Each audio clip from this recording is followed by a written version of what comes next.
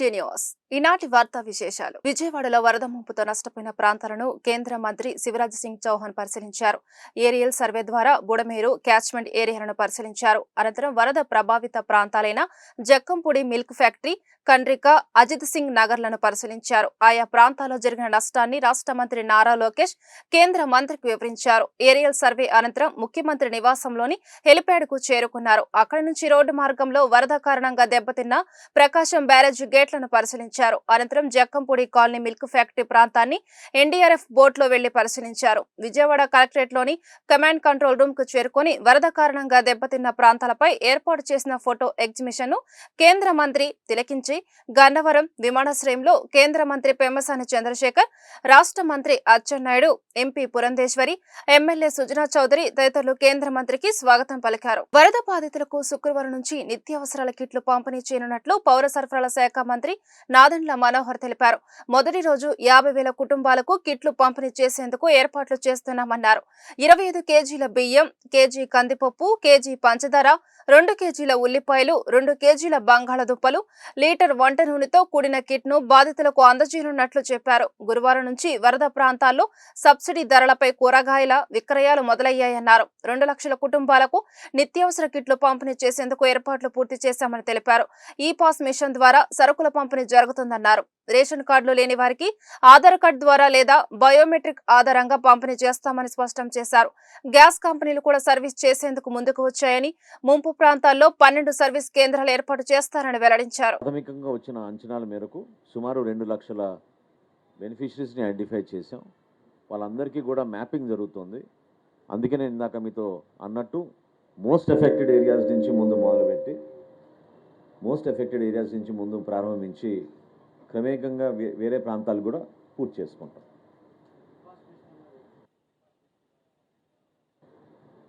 అంటే గతంలో సంతకాలు తీసుకుని ఆధార్ కార్డులు తీసుకున్నటువంటి పరిస్థితి లేకుండా ఈ పాస్ మెషిన్లో నమోదు చేసుకుంటాం వీళ్ళ ఫింగర్ ప్రింట్. ఎందుకంటే ఆ డేటా ఆల్రెడీ మా దగ్గర ఉంటుంది కాబట్టి పౌర సరఫరాల శాఖ ఏ విధంగా మేము ప్రతి నెల మేము రేషన్ సరఫరా చేస్తామో ఆ విధంగా ఆ బెనిఫిషరీ ఐడెంటిఫికేషన్ కోసం మేము ఈ పాస్ మెషిన్లు వాడతాం. ఎవరికైతే రేషన్, చాలా మంచి ప్రశ్న, ధన్యవాదాలు, మర్చిపోయిన అంశం. ఎవరికైతే రేషన్ కార్డులు లేవో వాళ్ళు ఆధార్ కార్డులో బేస్ చేసుకుని చూపిస్తే దాన్ని నమోదు చేసుకుని ఇమీడియట్గా వాళ్ళు కూడా ఇదే విధంగా సరఫరా చేయమని ముఖ్యమంత్రి గారు ఆదేశించారు. దాన్ని మేము పాటిస్తాం.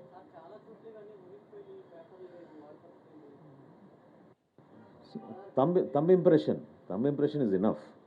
థంబ్ ఇంప్రెషన్ బేస్ చేసుకుని ఈ పాస్ మెషిన్ ద్వారా నమోదు చేసుకుని ప్రతి ఒక్కరు కూడా ఈ విధంగా మేము అందిస్తాం. చాలా లిబరల్గా ఉండాలని ముఖ్యమంత్రి గారు చెప్పారు. ఖచ్చితంగా రేపే మొదలు పెడుతున్నాం కాబట్టి కొంచెం మాకు కూడా పూర్తిగా ఈ లాజిస్టిక్ సపోర్ట్ ఏ విధంగా ఉంది. ఎందుకంటే వివిధ జిల్లాల నుంచి మేము బియ్యం తరలించాం. 25 కిలోలు ప్యాకింగ్ చేయాల్సి వచ్చింది. అదేవిధంగా ఇందాక నేను చెప్పినట్టు ఈ 5 సరుకులు కూడా వాటిని కూడా మళ్ళీ ప్యాకింగ్ చేసి నీట్గా ప్రతి కుటుంబానికి అందించడానికి మేము ఒక ప్రయత్నం చేస్తున్నాం. కొంచెం సహకరించండి. రేపు ఉదయం నుంచి కూడా ప్రారంభించినప్పుడు ఖచ్చితంగా ప్రతి ఇంటికి మేము వచ్చి సరఫరా చేయాలనే ఒక ప్రయత్నం మాత్రం రేపు చేసి సక్సెస్ అవుతామని మేము ఆశిస్తాం. ఆకలి చావులు అంటూ సాక్షి పత్రిక తప్పుడు కథనాలు ప్రచురించిన దుర్మార్గమని గుంటూరు పశ్చిమ ఎమ్మెల్యే గల్లా మాధవి ఆక్షేపించారు. వరద బాధితులకు సహాయంపు అందడం లేదంటూ జగన్ విమర్శలు చేయడం హాస్యాస్పదంగా ఉందన్నారు. వరదలను రాజకీయం చేయడం వైసీపీకి చెల్లిందని మండిపడ్డారు. గుంటూరు ఆర్టీఓ కార్యాలయం road Sri Mourya convention hall వద్ద hotels and allied institution welfare association Guntur జిల్లా ఆధ్వర్యంలో గురువారం వరద బాధితుల సహాయార్థం విజయవాడకు వెళ్తున్న ఆహార పంపిణీ వాహనాలకు గుంటూరు పశ్చిమ ఎమ్మెల్యే గల్లా మాధవి పచ్చ జెండా ఊపారు. ఈ సందర్భంగా ఎమ్మెల్యే మాట్లాడుతూ గుంటూరు పశ్చిమ నియోజకవర్గం నుంచి వరద బాధితులకు పెద్ద ఎత్తున సహాయ సహకారాలు అందుతున్నాయని పేర్కొన్నారు. వరద బాధితులను ఆదుకునేందుకు hotels and allied institution welfare association Guntur జిల్లా ముందుకు రావడం హర్షణీయమన్నారు. ఈ కార్యక్రమంలో అసోసియేషన్ జిల్లా అధ్యక్షులు మౌర్య సుబ్రహ్మణ్యం, నగర అధ్యక్షులు సాంబశివరావు, కార్యదర్శి అర్చిడ్ వంశీకృష్ణ, మానస కిరణ్, మౌర్య ప్రతాప్, సిద్ధార్థ రాజశేఖర్ రెడ్డి తదితరులు పాల్గొన్నారు. విజయవాడ నగరం అంతా చాలా దిగ్బంధమైంది. ప్రజలంతా అతలాకుతలంగా ఉన్నారు.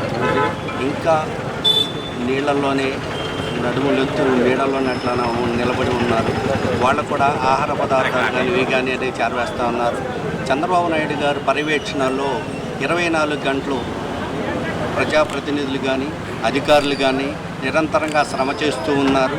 వీరందరి శ్రమే అన్నిటికీ సమాధానం అని చెప్పి మేము కోరుకుంటా ఉన్నాము. అలానే మా గుంటూరు జిల్లా అసోసియేషన్ వారు మా గళ్ళా మాధవ్ గారి సూచన మేరకు ఆహార పదార్థాలు అన్నీ సరఫరా చేస్తూ ఉన్నాము. నిరోధకం బ్రెడ్లు, వాటర్ ప్యాకెట్లు వాటర్ బాటిల్స్ పంపిస్తూ ఉన్నాము. ఇదే విధంగా మా జిల్లా అసోసియేషన్ నుంచి ప్రజలకి ఎప్పుడూ చేరువలోనే ఉంటాము. ప్రజలకి ఏ అవసరం వచ్చినా మేము ముందుంటూ ఉంటామని చెప్పి మనం చేసుకుంటా ఉన్నాం.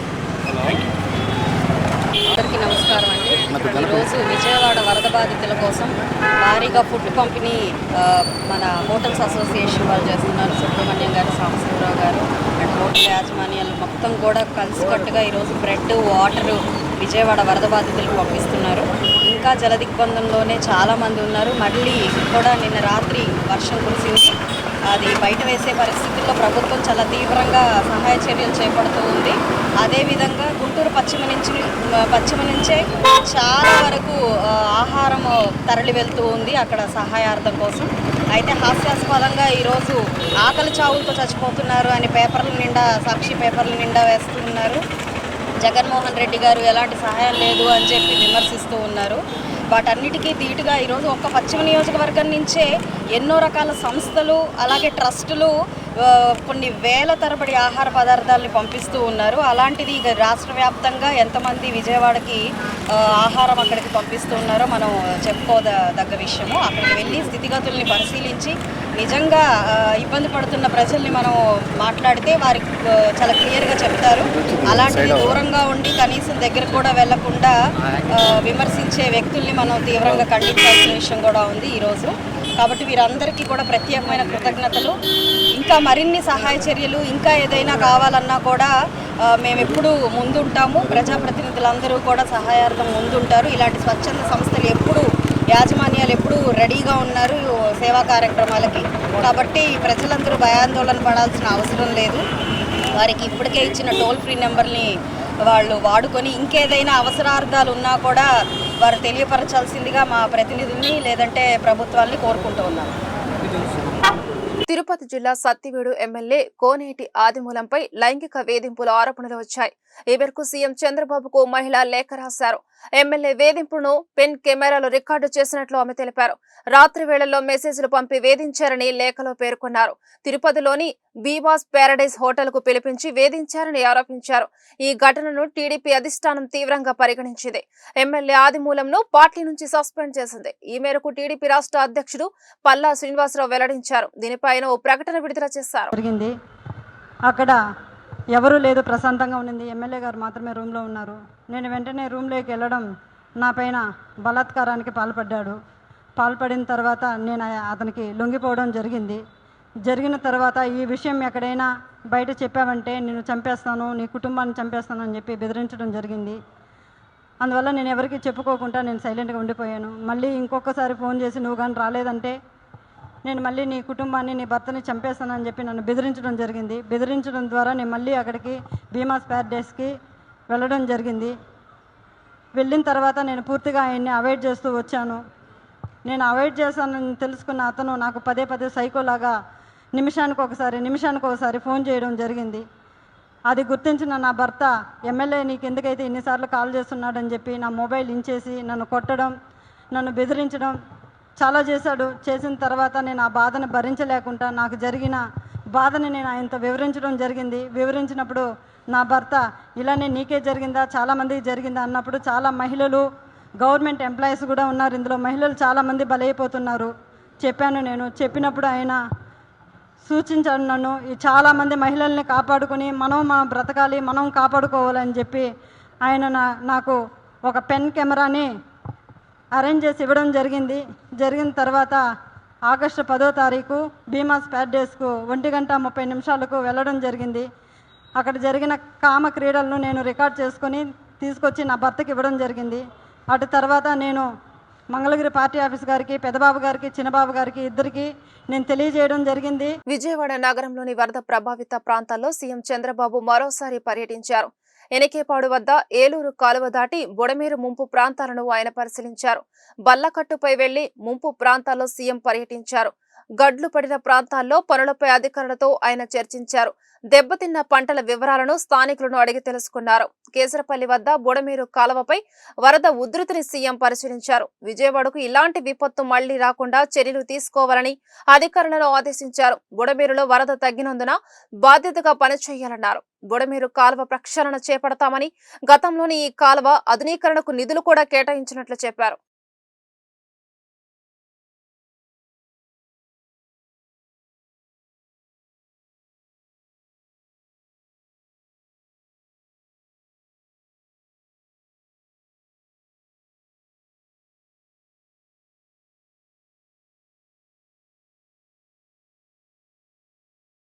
ప్రకాశం బ్యారేజీ వద్ద దెబ్బతిన్న గేట్లకు మరమ్మతులు చేస్తున్నారు. నిపుణుల పర్యవేక్షణలో పనులు సాగుతున్నాయి. బ్యారేజు 67, 68, 69 నెంబర్ గేట్లకు మరమ్మతులు చేస్తున్నారు. ఇటీవల బ్యారేజ్ 69వ గేటు వద్ద పడవ ఢీకొని కౌంటర్ వెయిట్ దెబ్బతినింది. ఇంజనీరింగ్ నిపుణుడు, జలవనరుల శాఖ సలహాదారు కన్నయ్య నాయుడు పర్యవేక్షణలో బేకెం ఇన్ఫ్రా సంస్థ సిబ్బంది పనులు చేపట్టింది. ఇటీవల ప్రకాశం బ్యారేజీకి చేరిన వరద ఉధృతికి 4 పడవలు వచ్చి అడ్డుతగిన విషయం తెలిసిందే. దానిలో ఒకటి కౌంటర్ వెయిట్ ను ఢీకొనడంతో విరిగిపోయింది. 67, 68, 69 గేట్లకు 2 బోట్లు అడ్డుగా ఉండడంతో ఆ గేట్ల నుంచి దిగువకు నీటి ప్రవాహం సక్రమంగా లేదు. బ్యారేజీలో ఇరుక్కున్న పడవలను బేకం ఇన్ఫ్రా సంస్థ సిబ్బంది తొలగిస్తోంది. తొలుత 67, 69 గేట్లు మూసి ఆ తర్వాత పడవను తొలగించనున్నారు. 7 రోజుల్లో బ్యారేజీ గేట్ల ఏర్పాటు పనులు పూర్తి చేయాలని లక్ష్యంగా పెట్టుకున్నారు.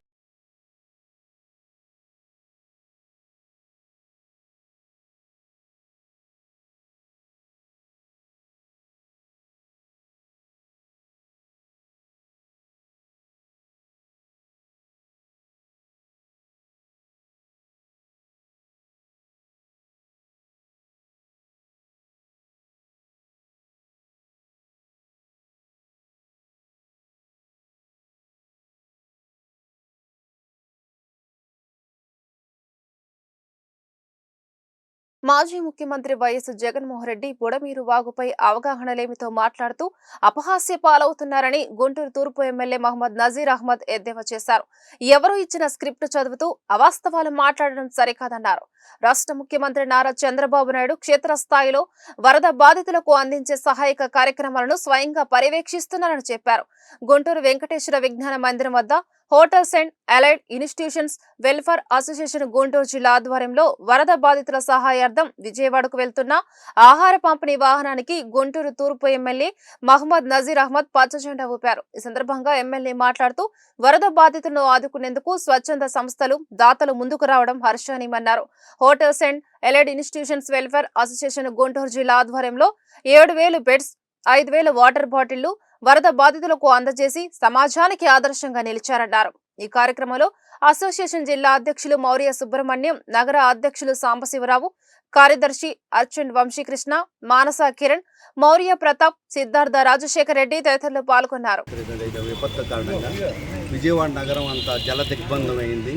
ఈ దిగ్బంధం నారా చంద్రబాబు నాయుడు గారి నాయకత్వంలో అధికార యంత్రాంగం కానీ, ప్రజలు కానీ అత్యధికంగా సేవ చేస్తున్న 24 గంటలు సేవ చేస్తున్నారు. అందులో భాగంగానే మా గుంటూరు జిల్లా హోటల్స్ అసోసియేషన్ రోజు రెగ్యులర్గానే ఈ 2-3 రోజుల నుంచి బ్రెడ్లు, వాటర్ బాటిల్స్ సప్లై చేస్తూ ఉన్నాము. ఇదే విధంగా ఎప్పుడు ఏ అవసరం, ప్రజలకు ఏ అవసరమైన హోటల్స్ అసోసియేషన్ అనేది మీకు అందుబాటులో మీ సహాయంతో ముందుకు వస్తామని చెప్పి మనవి చేసుకోండి. 4 రోజుల నుండి కురుస్తున్నటువంటి వర్షాలకు విజయవాడ ప్రాంతంలో అనేక ప్రాంతాలు నీట మునిగినటువంటి పరిస్థితుల్లో గౌరవ ముఖ్యమంత్రి గారు చంద్రబాబు నాయుడు గారి పిలుపు మేరకు రాష్ట్ర వ్యాప్తంగా అనేక మంది అసోసియేషన్స్, అలాగే నాయకులు, అలాగే మేధావులు పెద్ద ఎత్తున ముందుకొచ్చి ప్రజలు సేవా కార్యక్రమంలో, సహాయ చర్యల్లో పాల్గొనుకుంటున్నటువంటి పరిస్థితులు. గుంటూరు నగరంలో కూడా ఆంధ్ర క్యాటరింగ్ అసోసియేషన్ వాళ్ళు విరివిరిగా 2 రోజుల ముందు దాదాపు 50,000 వాటర్ బాటిల్స్ సప్లై చేయడం, మరొకసారి ఈరోజు దాదాపు 7,000 బ్రెడ్స్తో పాటు ఒక 5,000 వాటర్ బాటిల్స్ను కూడా అందించడం జరుగుతూ ఉంది. గుంటూరు డిస్ట్రిక్ట్ హోటల్స్ అసోసియేషన్ ఆధ్వర్యంలో ఈరోజు కూడా దాదాపు 7,000 బ్రెడ్స్తో పాటు 5,000 వాటర్ బాటిల్స్ని పెద్ద ఎత్తున విజయవాడకు తరలించినటువంటి పరిస్థితులు. ముఖ్యంగా విజయవాడలో ఇప్పటికి కూడా కొన్ని ప్రాంతాలు నీట మునిగినటువంటి పరిస్థితులు కనిపిస్తామని అనేక సహాయ చర్యలు, ముఖ్యంగా చంద్రబాబు నాయుడు గారు అక్కడే బస చేసి ప్రజలకు అవసరమైనటువంటి ప్రతి ఒక్క కార్యక్రమాన్ని కూడా పర్యవేక్షిస్తూ నిత్యం నాయకుల్ని అలాగే ప్రజలను కూడా మీరందరూ కూడా సహాయ చర్యలు పాల్గొనండి అని చెప్పి అందరినీ కూడా ఉత్తేజపరుస్తూ తాను సైతం రోడ్ల మీద నీట మునిగినటువంటి ప్రాంతాలను పర్యవేక్షిస్తున్నటువంటి పరిస్థితులున్నాయి. అయినప్పటికీ కూడా ప్రతిపక్షంలో ఉన్నటువంటి పులివెందుల శాసనసభ్యులు నిన్న విజయవాడ నగరానికి విచ్చేసి ఆయన మాట్లాడుతున్నటువంటి తీరు చూస్తూ ఉంటే చాలా హాస్యాస్పదంగా ఉంది. ఎందుకంటే మొన్న వచ్చినప్పుడేమో బుడమేరు గేట్లు ఎత్తేసారన్నాడు, నిన్న బుడమేరు నది అంటున్నాడు. ఇది చాలా అవమానంగా ఉంది. ఎందుకంటే సాక్షాత్తు ముఖ్యమంత్రి చేసినటువంటి వ్యక్తి ఎవరో ఇచ్చినటువంటి పనికిమాలిన స్క్రిప్ట్ పెట్టుకొని మాట్లాడటం, అలాగే అక్కడ ఉన్నటువంటి ప్రజలను భయభ్రాంతులు గురి చేసేటువంటి విధంగా మాట్లాడడం అనేది చాలా హాస్యాస్పదంగా ఉంది. ఎటు పోయినా కూడా ఈరోజు రాష్ట్రంలో ఉన్నటువంటి ప్రతి ఒక్కరు కూడా చంద్రబాబు నాయుడు గారి నాయకత్వం మీద, కూటమి ప్రభుత్వం మీద పూర్తి నమ్మకంతో ఉన్నారు. ఎటువంటి విపత్కర పరిస్థితుల వచ్చినా కేంద్ర ప్రభుత్వ సహాయ సహకారాలతో ఎటువంటి గట్టు పరిస్థితులు కూడా. గతంలో వైసీపీ అధినేత వైఎస్ జగన్మోహన్ రెడ్డిపై టీడీపీ నేత పట్టాభి కించపరిచే వ్యాఖ్యలు చేసినందుకు టీడీపీ కార్యాలయంపై దాడి జరిగిందని మాజీ ఎంపీ మోదుగుల వేణుగోపాల్ రెడ్డి తెలిపారు. గుంటూరులోని వైసీపీ కార్యాలయంలో గురువారం ఆయన మీడియాతో మాట్లాడారు. టీడీపీ కార్యాలయంపై దాడి చేయడంలో ఎలాంటి తప్పు లేదని ఆయన స్పష్టం చేశారు.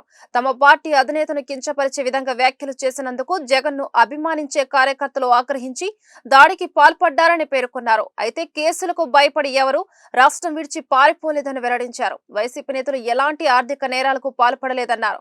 అరెస్టు చేయాలని టీడీపీ చూస్తుంటే సుప్రీంకోర్టును ఆశ్రయించే పనిలో వైసీపీ ఉందని మోదుగుల వేణుగోపాల్ రెడ్డి చెప్పారు. అయితే అధికారుల దారి తప్పుతున్నందునే సమాజంలో ఇలాంటి పరిణామాలు దారితీస్తున్నాయని ఆయన వ్యాఖ్యానించారు.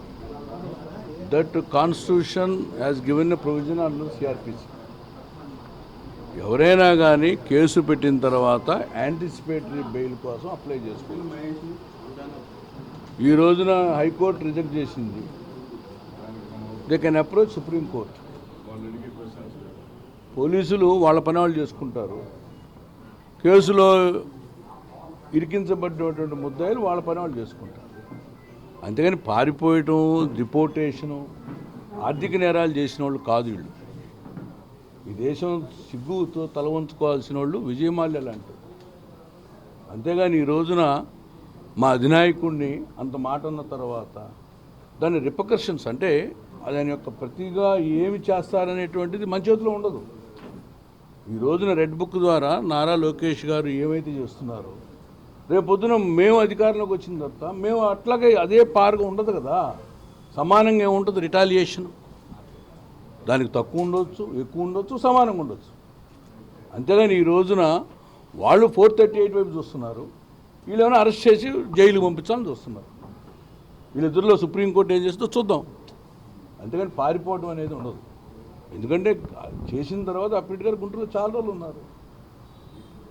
అందుకని వాళ్ళకున్న అంశాన్ని వాళ్ళు పరిశీలించుకుంటారు. పారిపోవడం అనేది. నెక్స్ట్, ప్రతి అంశాన్ని వైసీపీ బురద రాజకీయం చేస్తుందని మాజీ మంత్రి డొక్క మాణిక్యవర ప్రసాద్ ఆరోపించారు. 75 సంవత్సరాల వయసులో కూడా చంద్రబాబు వరద ప్రాంతాల్లో మోకాలు లోతు నీళ్లలో నడుస్తూ స్వయంగా బాధితులకు అందుతున్న సహాయక చర్యలను పర్యవేక్షించడం గొప్ప విషయమన్నారు. విజయవాడకు ఎప్పటికైనా బుడమేరు దుఃఖదాయిని అని పేర్కొన్నారు.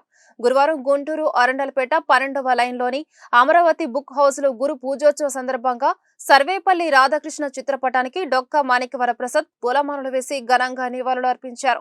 వరదల నేపథ్యంలో అమరావతి రాజధానిపై వైసీపీ విషం చిమ్ముతోందన్నారు. బుడమేరు వరద ముంపు నుంచి విజయవాడ ప్రజలకు శాశ్వత పరిష్కారం చూపాలని ప్రభుత్వానికి సూచించారు. టీడీపీ కార్యాలయంపై జరిగిన దాడి ఘటనకు ప్రధాన సూత్రధారి మాస్టర్ బ్రైన్ సజ్జల రామకృష్ణారెడ్డిని అరెస్టు చేయాలన్నారు. పాత్రదారులైన నందిగం సురేష్ కేవలం ఒక సాధన మాత్రమే అన్నారు. రాజకీయ వ్యూహంలో భాగంగానే మాజీ మంత్రి అనుచరుడు ఇచ్చిన సమాచారం ఆధారంగానే ఎస్సీ వర్గానికి చెందిన నందిగం సురేష్ అరెస్టు జరిగిందని ఆరోపించారు. అదేవిధంగా 74 ఏళ్ళు వయసున్నటువంటి ముఖ్యమంత్రి గారు చంద్రబాబు నాయుడు గారు మరి నీళ్లలో దిగి అంతా బాధితులందరినీ పరామర్శిస్తూ యంత్రాంగాన్ని అంతా పురికొల్పుతూ సేవా కార్యక్రమాల్లో ముమ్మరంగా పార్టిసిపేట్ చేస్తూ ఉంటే దాన్ని ప్రోత్సహిస్తూ ఇంకా ఏ విధంగా చేయాలి, పలానా దగ్గర బాధితులు ఉన్నారు, పలానా దగ్గర ఈ అవసరం ఉంది ప్రభుత్వానికి అని సలహాలు సంప్రదింపులు చేయకుండా కేవలం ఒక ఫోటో సెషన్ లాగా వెళ్ళిపోయి ప్రభుత్వాన్ని నిందించడం అనేది ఎంత అమానీకరణమో ఒకసారి ఆలోచించమని చెప్పి నేను ప్రజలకు విజ్ఞప్తి చేస్తాను. మానవత్వం ఉన్నవాళ్ళు ఎవరన్నా అలా చేస్తారా? విక్టిమ్స్ దగ్గర, బాధితుల దగ్గర, ఒక కష్టాల్లో ఉన్న ప్రజానీకాన్ని దగ్గర వెళ్ళి నువ్వు రాజకీయాల్లో ప్రయోజనాలు ఆశిస్తావా? నువ్వు ఎంత దుర్మార్గపు ఆలోచన ఇది. ఏం చేయాలి? నువ్వు బాధ్యత వ్యక్తిగా పలానా దగ్గర బాధితులు ఉన్నారు, పలానా దగ్గర విక్టిమ్స్ ఉన్నారు, పలానికి దగ్గర గండి పూడ్చాలి, పలానా దగ్గర నీళ్ళలో పడవ కావాలి, లేదా పలానా దగ్గర మెడిసిన్స్ కావాలి, పలానా దగ్గర ఆహారం కావాలని అలాంటి సలహాలు సంప్రదింపులు నీ పార్టీ పరంగా చేసే విధంగా వాళ్ళు పురికొల్పకుండా కేవలం జరిగింది, విపత్తు వచ్చింది, అది ఎవరి చేతిలో ఉండదు. విపత్తు రాగానే ఆ విపత్తులో దానికి ముఖ్యమంత్రి చంద్రబాబు నాయుడే కారణం అని చెప్పి నిందించడం నీకు అసలు కనీసం మానవత్వం ఉందా అని చెప్పి నేను ప్రశ్నిస్తా ఉన్నాను. అమరావతికి బుడమేరుకి ఏం సంబంధం నాకు అర్థం కాదు.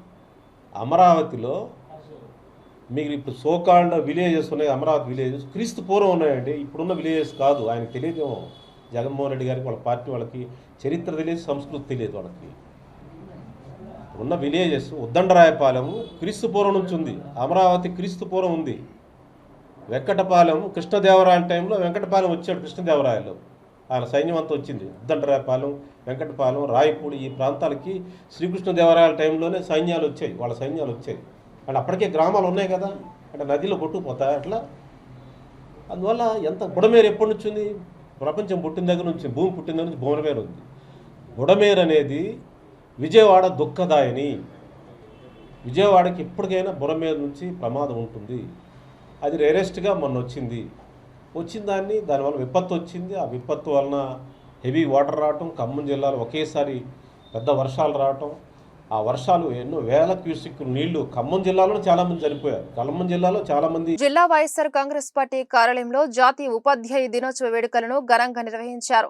ఈ కార్యక్రమంలో మాజీ MP Modugula Venugopal Reddy, YSR teachers federation అధ్యక్షుడు మాదిరెడ్డి శ్రీనివాసరెడ్డి, ఇతర వైసీపీ నేతలు పాల్గొన్నారు. డాక్టర్ సర్వేపల్లి రాధాకృష్ణన్ చిత్రపటానికి పూలమాలలు వేసి నివాళులు అర్పించారు. రోజుకు 18 గంటల పాటు కష్టపడే వ్యక్తి డాక్టర్ సర్వేపల్లి అని ఈ సందర్భంగా మోదుగుల వేణుగోపాల్ రెడ్డి, మాదిరెడ్డి శ్రీనివాసరెడ్డి తెలిపారు. ఆయన జీవితాన్ని అందరూ స్ఫూర్తిగా తీసుకోవాలన్నారు.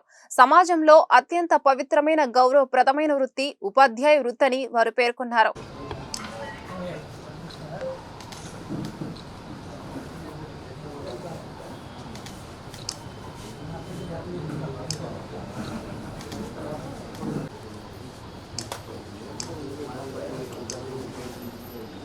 ఆర్సిపి కార్యాలయంలో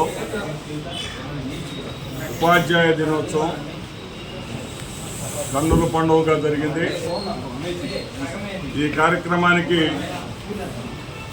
మరి మాజీ పార్లమెంట్ సభ్యులు మోదుగుల వేణుగోపాల్ రెడ్డి గారు, అదేవిధంగా ఏఎస్సీ కళాశాల విశ్రాంత ప్రిన్సిపల్ డాక్టర్ కోల్యం ముత్యం గారు అతిథులుగా హాజరవటం, అదేవిధంగా సన్మాన గ్రహీతలను